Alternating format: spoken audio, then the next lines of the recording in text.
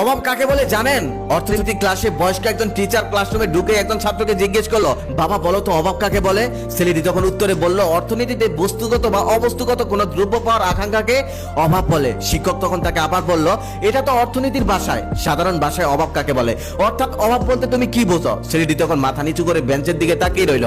শিক্ষক তখন তাকে আবার জিজ্ঞেস করলো। ছাত্রটি এবার বলতে শুরু করলো, স্যার আমার বাবার টাকা নেই বলে আত্মীয় স্বজনরাও আমার খোঁজ নেয় না, এমনকি ঈদের দিনেও না। এই যে গরিব হওয়ার কারণে আত্মীয় স্বজনরা আমাদের খোঁজ নেয় না, এটাও একটা অভাব। আমি মধ্যবিত্ত করে ছেলে বলে আমার তেমন কোনো বন্ধু নেই, যদিও দুই একজন আছে, তবে তারা কখনোই আমাকে মূল্য দেয় না, এটাও আমার অভাব। সেই ছোটবেলা থেকে হাজারো স্বপ্ন দেখেছি, কিছুদিন স্বপ্ন দেখার পর আবার সেই স্বপ্নগুলো বুকের মধ্যেই চাপা দিয়ে রেখেছি, টাকার অভাবে কখনোই পূরণ করতে পারিনি, এটাও একটা অভাব।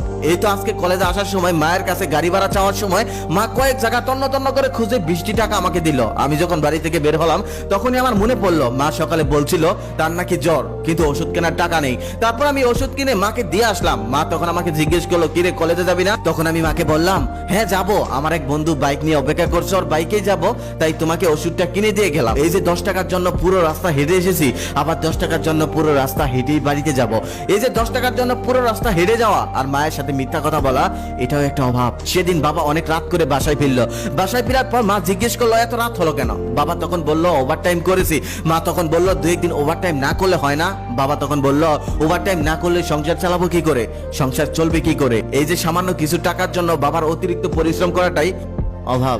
সেদিন ছোট বোনকে দেখলাম টিউশনির টাকা বাবার কাছে চাইতে সংকোচ বোধ করছে, এটাই অভাব। কারণ সে ভালোভাবেই জানে বাজারে জিনিসপত্র সবকিছুর দাম বেশি, পরিবারের অবস্থা এখন তেমন একটা ভালো না। সেদিন মাকে দেখলাম একটা ছেঁড়া কাপড় সুই সুতা দিয়ে সেলাই করছে। আমি তখন মাকে বললাম, মা কাপড়টা তো ছিঁড়ে গেছে, এই কাপড়টা ফেলে দিতে পারো না? মা তখন বলতেছে, কি বলিস, এই কাপড়টা তো এখনো ভালোই আছে, একটু ছিঁড়ে গেছে, শুধু সেলাই করে নিলেই তো হয়ে যাবে। এই যে ছেঁড়া কাপড়টাকেও মা ভালো কাপড় বলছে, এটাও আমাদের অভাব। বন্ধু বান্ধবের দামি স্মার্টফোনের বেড়ে আমার সামান্য একটি বাটন ফোন ইউজ করতে হয়, বন্ধু বান্ধবের সামনে এটা বের করতে পায় না, বের করলে হাসাহাসি করে, এমনকি কল আসলেও দূরে গিয়ে কলটা রিসিভ করতে হয়, এটাই আমার অভাব। ছেলেটির কথা শুনে পুরো ক্লাস থমথম হয়ে গেল, সবার চোখে জল। সত্যি আমাদের সহপাঠীদের মধ্যে এমন অনেক ছেলে মেয়ে আছে যারা অনেকদিন চেয়েও পরিবারের থেকে সামান্য কিছু টাকা পায় না, বছরের পর বছর নিজের স্বপ্নগুলো বুকের মধ্যে চাপা দিয়ে রাখতে হয়, তবুও তারা অন্তরে কষ্ট চেপে রেখে সবার সাথে হাসি খুশি দিন কাটায়। আমি যখন ক্লাসে 8-এ পড়তাম তখন হুট করে আমার এক বন্ধু লেখাপড়া ছেড়ে দেয়, তারপর থেকে তার সাথে আর কখনোই দেখা হয় না। সেদিন হুট করে দেখা হলো, অনেক কথা হলো। এক পর্যায়ে তাকে আমি জিজ্ঞেস করলাম, এখন কি করিস? সে তখন বললো, আমি একটা গ্যারেজে কাজ করি। তখন আমি বললাম, তখন যদি ভালোভাবে লেখাপড়া করতি তাহলে এমনটা হতো না, আজকে হয়তো ভালো কিছু করতে পারতি। তখন সে দীর্ঘশ্বাস ছেড়ে বলল, দেখ আমি কি লেখাপড়ার সাথে ছেড়েছিলাম? আমি যখন ক্লাস 8-এ উঠলাম তখন আমার বাবা মারা যায়, আমরা 3 বোন 1 ভাই, পরিবারে ইনকাম করার মতো আর কেউ ছিলই না।